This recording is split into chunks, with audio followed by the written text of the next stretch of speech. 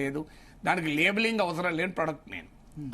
ఎందుకంటే ప్రతిరోజు అనేక అంశాలపైన నిరంతరం నా అభిప్రాయాలు, అది అర్థశాస్త్రం నుంచి మొదలుకొని సామాజిక అంశాల వరకు, అది జిల్లా రాజకీయాల నుంచి మొదలుకొని అంతర్జాతీయ రాజకీయాల వరకు, ఇలా ప్రతి అంశం పైన నా స్టాండు నిర్ద్వందంగా, నిస్సంకోచంగా, నిర్దిష్టంగా చెప్పేవాడిని. అలాంటి వ్యక్తికి లేబుల్ వేయాల్సిన అవసరమే లేదు కదా. ఎవరు ప్రజలకు తెలియదు అంత అమాయకుల నేనెవరు అనేది. నేనెవరైనా మంచిదే కదా, కలవడంలో తప్పు కాదు కదా. సో నేనెవరు అనేది పాయింట్ కాదు అక్కడ. ఇంకొకటి ఏంటి అంటే, సో ఇది మీరు కామెంట్స్ చూడండి, ఇంట్రెస్టింగ్గా ఉంటున్నప్పుడు నా యూట్యూబ్ ఛానల్లో 3 వీడియోలు పెట్టాను. ఇప్పుడు మీ దాంట్లో కూడా ఎన్ని కామెంట్లు వస్తాయో చూడండి. ఈ కామెంట్లో ఇంట్రెస్ట్ ఏంటంటే, ఒకరంటారు ఈయన బీజేపీ మనిషి, ఇంకోరంటారు ఇది ఏజెంట్ ఆఫ్ బీజేపీ అని, ఒకరంటారు ఈయన కమ్యూనిస్ట్ అని, ఇంకోరంటారు ఈయన హిందూ వ్యతిరేకి అని, ఒకరంటారు దేశద్రోహి అని, ఈయన వైఎస్ఆర్ కాంగ్రెస్ మనిషి అని, అసలు ఈయన KCR unofficial spokes person of BRS అని కామెంటు. అసలు నేను మొదటి నుంచి కాంగ్రెస్ అని. అంటే ఒక వ్యక్తి ఏకకాలంలో ఇన్ని పార్టీల్లో ఉండగలుగుతాడా? అంటే అర్థం ఏంటి? అసలు వారి దృక్పథాల నుంచి నిజం చెప్తే అంగీకరించలేరు. పచ్చకామర్ల వానికి లోకమంతా పచ్చగా కనబడుతుంది కదా. తమ ఐడియాలజికల్ పర్స్పెక్టివ్ నుంచి చూసేవారికి ఎవరైనా డిఫరెంట్ గానే కనబడతారు, డిస్టార్టెడ్ కనబడతారు. కానీ నేను ప్రజల పక్షాన్ని విద్యార్థి దశలో ఎస్ఎఫ్ఐలో పనిచేయడం వల్ల అట్లా వచ్చిందా? ఇప్పుడు విద్యార్థి దశలో పనిచేసిన వాళ్ళు చాలా మంది చాలా పార్టీలో ఉన్నారు కదా. ఇప్పుడు నాతో పాటు కంటెంపరీ పల్లా రాజేశ్వర రెడ్డి, ఆయన ఎక్కడున్నాడు? బీఆర్ఎస్ లో ఉన్నాడు, ఎమ్మెల్సీ. నాతో పాటు పనిచేసిన మధు టాటా, ఆయన ఎస్ఎఫ్ఐ నాయకుడు. నా తర్వాత ఆయన ఎక్కడున్నాడు? ఇప్పుడు ఆయన బీఆర్ఎస్ లో ఉన్నాడు. ఇంకొక మీకు చెప్తాను, దాసో శ్రవణ్ కుమార్ విద్యార్థి దశలో ఏబీవీపీలో ఉన్నాడు, ఇప్పుడు ఎక్కడ ఉన్నాడు? కాంగ్రెస్ లో ఉండే బీఆర్ఎస్ లో ఉన్నాడు. విద్యార్థి దశలో దిలీప్ కుమార్ పీడీఎస్సీలో ఉండే, ఇప్పుడు ఎక్కడున్నాడు? ఎమ్మెల్సీగా బీజేపీలో ఉన్నాడు. ఇలా చాలా మంది విద్యార్థి దశలో ఉన్నవారు, అప్పుడున్న విద్యార్థి సంఘం అంటే అదొక రాజకీయ పార్టీ అనుబంధ సంఘం కాదు, అందులో అనేక మంది ఉంటారు. సో నేను ప్రగతిశీల భావాలతో ఉన్నమాట నిజం. నాకు 2 ఎమ్మెల్సీ ఎన్నికల్లో వామపక్ష ప్రజా సంఘాలు మద్దతు ఇచ్చింది నిజం. వామపక్ష పార్టీల కార్యకర్తలు ఏది ఆశించకుండా నిజాయితీగా నా గెలుపు కొరకు పనిచేసింది కూడా నిజం. కానీ అదే సమయంలో అనేక పార్టీలకు అనుబంధంగా ఉన్న, అభిమానంగా ఉన్న వాళ్ళకు కూడా నాకు కొట్టేశారు. మీకు ఒకటే ఉదాహరణ చెప్తాను. 2009లో నేను సెకండ్ టైం ఎమ్మెల్సీగా గెలిచినప్పుడు రామచంద్రరావు నా ప్రత్యర్థి, తర్వాత ఆయన ఎమ్మెల్సీ గెలిచాడు, నేను అప్పుడు రామచంద్రరావు ఓడించి గెలిచాను. రామచంద్రరావుకి వచ్చిన ప్రతి 2 ఓట్లలో 1 ఓటు నాకు సెకండ్ ఓటు వచ్చింది. So what does it mean? BJP అభ్యర్థికి వచ్చిన ప్రతి 2 ఓట్లలో 1 ఓటు వచ్చింది. అది మామూలు విషయం కాదు కదా. సో మీకు ప్రతి ఎన్నికల్లో మీకు చూడండి ఇంత విస్తృత. మొన్న కూడా టీఆర్ఎస్ బీజేపీ మధ్య 2021 ఎమ్మెల్సీ ఎన్నికలు పోలరైజ్ అన్నప్పుడు కూడా నాకు 57,000 ఓట్లు వచ్చాయి, 70,000 సెకండ్ ప్రిఫరెన్స్ ఓట్లు వచ్చాయి, 57,000 ఫస్ట్ ప్రిఫరెన్స్ ఓట్లు వచ్చాయి. మీ కాంగ్రెస్ అభ్యర్థి కన్నా రెట్టింపు వచ్చాయి, టీడీపీ అభ్యర్థి కన్నా 11 రేట్లు ఎక్కువ వచ్చాయి, 1100% ఎక్కువ వచ్చినాయి ఓట్లు. సో అందువల్ల నాకు అర్థమైంది, ప్రజలకు అర్థం చేయించాలనుకున్నది, నా అభిప్రాయాలను నిర్మోహమాటంగా చెప్తాను. లెఫ్ట్ పట్ల క్రిటికల్గా ఉన్న సందర్భాలు ఉన్నాయి, బీజేపీ పట్ల క్రిటికల్గా ఉన్న సందర్భాలు ఉన్నాయి, బీఆర్ఎస్, వైసీపీ, టీడీపీ ఇలా వివిధ పార్టీల పట్ల క్రిటికల్గా ఉన్న సందర్భాలు ఉన్నాయి. వాళ్ళు చేసే పనులు నేను అంగీకరించిన సందర్భాలు కూడా ఉన్నాయి. మీకు అనేక ఉదాహరణలు చెప్పగలదు. నా యూట్యూబ్లో మీరు చూడండి, దేని మీద అంగీకరించానో, దేని మీద వ్యతిరేకించానో మీకు కనబడుతుంది. అనేక అంశాలపైన, ఒకదానిపైన ఒక ఉదాహరణలతో కూడా చెప్పగలను. సో అందువల్ల సందర్భోచితంగా ఇష్యూ ప్రజల మీ దగ్గరకు వచ్చి ఏం చెప్పారు ఆయన? ఏముంది అందులో, నేను ఆల్రెడీ చెప్పాను కదా. అది వచ్చిన సందర్భం ఏంటంటే, మోడీ ప్రభుత్వ 9 ఏళ్ల పాలన సందర్భంగా ఒక్కొక్క రాష్ట్రంలోనే కాదు వివిధ స్థాయిల్లో ఉన్న ఇన్ఫ్లుయెన్సర్స్, అంటే సమాజం పైన ప్రభావం చూపగలిగే వాళ్ళని కలిసి తమ వర్షన్ వినిపించుకోవడం. సో అల్టిమేట్ గా ఒక కోర్టులో ఒక లాయర్ ఒక వర్షన్ వినిపిస్తాడు, ఇంకో లాయర్ ఇంకో వర్షన్ వినిపిస్తాడు జడ్జికు. జడ్జి ఆ 2 వర్షన్లని తీర్పు చెప్తారు. సో ఇక్కడ ఇది కోర్టు కాదు కదా, ఇక్కడ తీర్పు చెప్పే న్యాయమూర్తి ఎవరు లేరు కదా. సో ఆయన మోడీ ప్రభుత్వ హయాంలో జరిగిన పాలన గురించి ఆయన లిటరేచర్ ఇచ్చాడు. నేను రాసిన వ్యాసాలతో కూడిన పుస్తకాన్ని నేను ఆయనకి ఇచ్చాను. సో రాజకీయాలు మాట్లాడలేదని అన్నాను, ఎందుకంటే నేను రాజకీయ విశ్లేషకుడు, ఆయన రాజకీయ నాయకుడు కదా. మాట్లాడుకుంటున్నాను, స్థాయిలో చర్చ జరగలేదు. ఎందుకంటే వాస్తవానికి ఆయన వెంటనే నాగర్ కర్నూలు వెళ్ళాలి.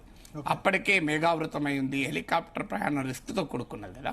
సో సీజన్ బాగాలేదు, అందువల్ల it was a very brief meeting. So అందులో ఒక కలవడమే తప్ప పెద్ద లోతైన విషయాలు చర్చించింది లేదు. ఆ మీటింగ్లో మీకు కిషన్ రెడ్డి ఉన్నారు, లక్ష్మణ్ ఉన్నారు, మీకు రామచంద్రరావు ఉన్నాడు, శ్రీరామ్ ఉన్నాడు. ఇదేం ఓపెన్ ఏదో రహస్యంగా కలిసిందేం కాదు కదా, ఇంతమంది బీజేపీ నేతలకు కూడా ఉన్నారు కదా. అందువల్ల ఇప్పుడు నన్నే కాదు, తర్వాత వెళ్ళి భరతనాట్యం డ్యాన్స్ను కలిశాడు. మరి ఆమెతో ఏం రాజకీయాలు చర్చించారు? ఆమెతో నా డ్యాన్స్ గురించి, కళల గురించి చర్చించుంటారు కదా.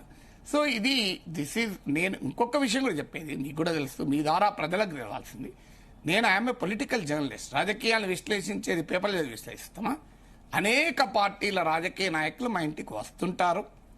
అసలు ఫలానా పార్టీకి చెందిన నాయకుడు రాలేదు విశ్లేషణ ఉన్నప్పుడు ఫలానా పార్టీకి మద్దతు పలకాలి అని అందరు కోరుకుంటారు. ఎస్పెషల్లీ లెఫ్ట్ నుంచి కొంత మీ మీద కొంత మీరు డివేట్ అయినా దాని మీద వెంటనే కామెంట్స్ వస్తూ ఉంటాయి. మీరు బీజేపీ విధానాలు లేదా మోడీ ఏదైనా మంచి చేసి సమర్థిస్తే కనుక ఇప్పుడు మోడీ ఒకటి మంచి చేస్తే కూడా సమర్థించకూడదా? నాకు చెప్పండి. ఇప్పుడు ప్రతి దాన్ని ఖండించడం అవసరం లేదు. మంచిని మంచి అనాలి, చెడుని చెడు అనాలి కదా. ఇప్పుడు ఉదాహరణకు పెట్రోల్ డీజిల్ ఛార్జీలు పెంచితే ఇది తప్పు, ఇలా పెంచడం వల్ల ధరలు పెరుగుతాయి అంటాం. రేపు తగ్గించినాడు, అప్పుడు కూడా వ్యతిరేకించాలా? ఎందుకు ఎట్లా తగ్గిస్తాడు? తగ్గించడం అన్యాయం అనాలనా? నేను రాజకీయ నాయకుని కాదు కదా, ఏ పార్టీ ఉంటే ఆ పార్టీ తరఫున బ్యాటింగ్ చేయడానికి. సో నేను ఎప్పుడు కన్సిస్టెంట్గా నా వైఖరి చెప్పాను ఇష్యూ బట్టి. అది మోడీకి అనుకూలమా, మోడీకి వ్యతిరేకమా, కాంగ్రెస్కి అనుకూలమా, కాంగ్రెస్కి వ్యతిరేక నాకున్న సంబంధం కాదు. అది నేను చెప్పిన విషయం, నా అభిప్రాయం అది.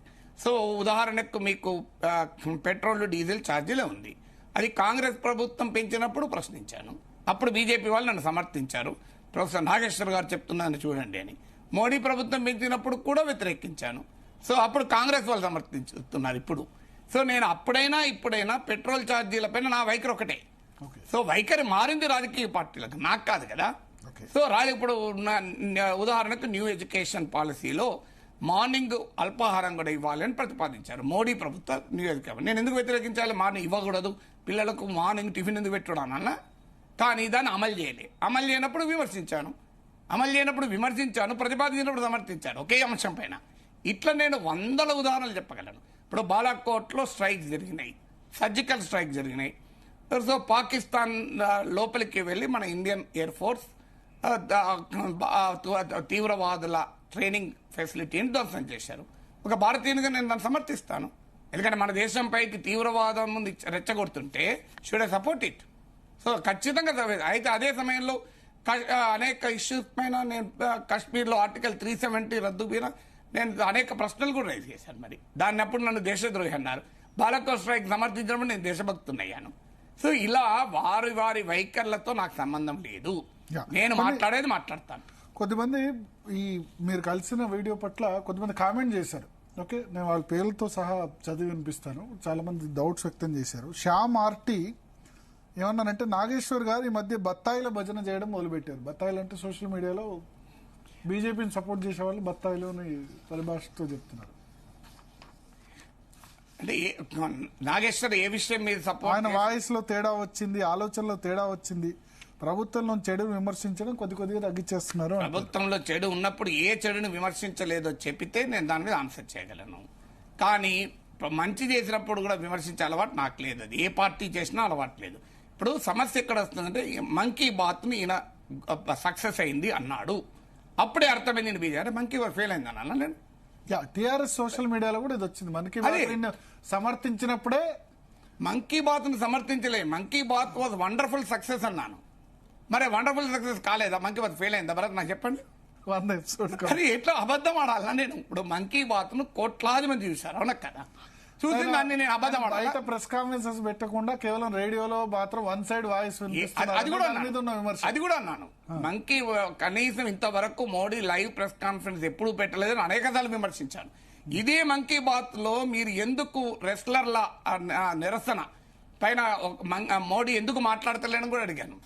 అంటే మంకీ బాత్ సక్సెస్ అయింది అని అంటే అది నేరం ఎట్లయితే అది ఫెయిల్ అయిందని ఎట్లా చెప్పాను నేను? అంటే ఇప్పుడు నేను మంకీ బాత్ ఫెయిల్, అసలు మోడీకి ఓట్లే రాలే అని చెప్పాలా? ఇప్పుడు Modi is the most popular prime minister అన్న కాదా? ఇప్పటికి కూడా రేటింగ్లు 43% కదా, ఏ సర్వే చెప్పినా. ఇంకోటి ఏమన్నా ఇంకో మీకు ఆ కామెంట్లో విచిత్రంగా ఉంటుంది. బీజేపీ ఆర్గనైజేషన్ కలిగిన పార్టీ అని ఈయన అంటాడు. ఆర్గనైజేషన్ లేకపోతే బీజేపీకి బల ఆర్గనైజేషన్ లేదా? సో బీజేపీకి ఆర్గనైజేషన్ లేదు, అంతా వీక్ అనాలనా? సో విచిత్రంగా ఉంటుంది. ఆలోచనల యుద్ధంలో బీజేపీ గెలిచింది, ఎన్నికల్లో ఓడిపోయినా అన్న. ఇది నిజం కదా? ఇది ఇవాళ ఎవరు ఆలోచనలు డామినెంట్? కమ్యూనిస్ట్ ఆలోచనలు డామినెంట్ అయ్యాల. ఇలా డామినెంట్ ఆలోచనలు ఎవరు? బీజేపీ ఆలోచనలే.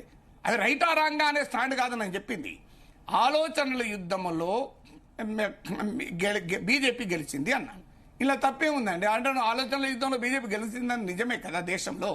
లేదే దేశంలో బీజేపీకి ఇన్ని ఓట్లు ఎందుకు వస్తున్నాయి, ఇన్ని సీట్లు ఎందుకు వస్తున్నాయి, సంబంధం లేని రాష్ట్రాలు ఎందుకు గెలుస్తున్నారు, త్రిపురలో కూడా రెండోసారి ఎందుకు గెలిచారు, బెంగాల్లో 77 సీట్లు ఎందుకు వచ్చాయి, బట్టి నచ్చాయా?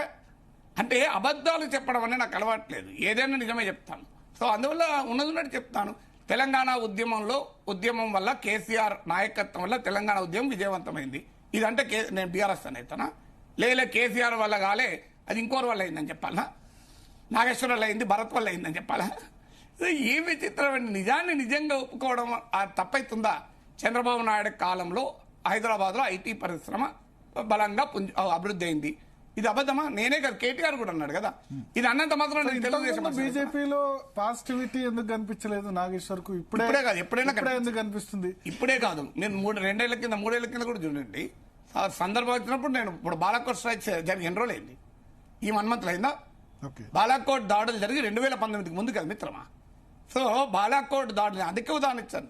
సర్జికల్ స్ట్రైక్స్ ను, బాలాకోట్ స్ట్రైక్స్ ను నేను సమర్థించాను. ఎప్పుడిది? 2019 కదా, నాకు గుర్తున్నంత వరకు 4 years క్రితం, 4 ఏళ్ల క్రితం కూడా సమర్థించాను కదా. సమస్య ఏంటంటే 4 ఏళ్ల క్రితం నా యూట్యూబ్ ఛానల్ ఇంత పాపులర్ కాదు. ఇప్పుడు పాపులర్ కనుక వాళ్ళు ఇప్పుడే అయిందనుకుంటాం. అంటే వాళ్ళు చూడకపోవచ్చు. నా స్టాండ్ మొదటి నుంచి ఒకటే, రైట్ ఉంటే రైట్, నాకు కరెక్ట్ అనిపిస్తే ఎక్స్ట్రీమ్ లెఫ్ట్ అనుకున్నారు మొదట్లో. ఆర్టికల్ 370 వీటన్నిటి వ్యతిరేకించడం. నేనేమన్నాను? ఆర్టికల్ 370 వ్యతిరేకంగా మాట్లాడుతున్నారు. నేను ఎప్పుడు కాశ్మీర్ లో రెఫరెండాన్ని సపోర్ట్ చేయలేదు. కాశ్మీర్ భారతదేశంలో అంతర్భాగం అన్నాను. కాశ్మీర్ విలీనము ఇర్రివర్సబుల్ అన్నాను. It is complete and irreversible అన్నాను. ఆర్టికల్ 371D అని తెలుగు రాష్ట్రాలకు ప్రత్యేక గుర్తింపు ఉంది లేదా? ఇప్పుడు 170 చట్టం ఉంది గిరిజన ప్రాంతాల్లో. భద్రాచలం అడవుల్లో పోయి నువ్వు భూమి కొనగలవా? అలాగే ఆర్టికల్ 3 ఇది భారత రాజ్యాంగానికి లోబడి, భారత సార్వభౌమాధికారానికి లోబడి, కాశ్మీర్కే కాదు భారతదేశంలో అన్ని రాష్ట్రాలకు కూడా కొంత స్వయం ప్రతిపత్తి ఉండాలని కోరేవాడిని. India is a federal country, not just Kashmir. Telangana కూడా ఉండాలి, ఆంధ్రాకు కూడా ఉండాలట. So that's my viewpoint. అది కూడా చెప్పాను. ఆర్టికల్ 370 రద్దు వల్ల తీవ్రవాదమే అంతమైతే ఆ రద్దును సమర్థించే మొదటి వ్యక్తి నేనైతా అన్నాను. ఇలా తప్పే ఉందండి. సో అందువల్ల ఇప్పుడు తగ్గే కదా ఎక్స్ట్రీమ్ యాక్టివిటీస్. ఆర్టికల్ 370 వల్ల ఎక్స్ట్రీమ్ యాక్టివిటీస్ తగ్గే కదా రద్దు వల్ల. నీకు మొదగా నిరసనలు రాలేదా లేదా అనేది హిస్టరీ విల్ టెల్. ఎందుకంటే ఇలాంటి వాటి ఇప్పుడు 4 సంవత్సరాలు అయింది. Massive military almost 2019 massive military presence ఉన్నప్పుడు నీకు రిజల్ట్ కరెక్ట్ గా తెలియదు. కాశ్మీర్ 4 years నుంచి మిలిటరీ ప్రెజెన్స్ అలాగే ఉంది కదా. ఇప్పటికీ కూడా జమ్మూ కాశ్మీర్లో ఎన్నికలు జరగలేదు కదా. నీకు ఇప్పటికి టోటల్ గా మిలిటరీ ప్రెజెన్స్ లో ఉంది కదా. మిలిటరీ ప్రెజెన్స్ ఉన్నప్పుడు ఎప్పుడు శాంతియుతంగానే ఉంటుంది కదా. ఇప్పుడు కాశ్మీర్ పండితులు ఊచకోత జరగడం లేదు. ఇప్పటికీ నన్ను అబద్ధపడమంటారా? కాశ్మీర్ పండితులు ఊచకోత జరగడం లేదు. కాశ్మీర్ పండితులు సురక్షితంగా కాశ్మీర్లో ఉన్నారని చెప్పాలా? ఎంతమందిని చంపలేరండి. మనము రోజు మీరు లాస్ట్ 3 నెలల వార్తలు చూడండి. కాశ్మీర్లో ఉద్యోగాలు చేయమని చెప్పి వాళ్ళు ధర్నాలు చేస్తున్నారు కదా. కాశ్మీరీ పండితులు ఊచకోత నిరంతరం సాగుతోంది కదా. సో దాన్ని అబద్ధం అని చెప్పాలా? అందువల్ల ఎవరికి నచ్చినా నచ్చకపోయినా నాగేశ్వర్ తన అభిప్రాయం ఇదే. ఒక ఇష్యూ పైన నేను ఒక దేశద్రోహిని అవుతా, ఒక ఇష్యూ పైన ఇంకో ధర్మద్రోహిని అవుతా, ఒక ఇష్యూ పైన బీజేపీ వాడిని అవుతానా అండి? ఇది విచిత్రంగా ఉంటుంది. సో అందువల్ల అది వారి చూసే దృక్పథంలో లోపం తప్ప నాది కాదు సమస్య. ఓకే.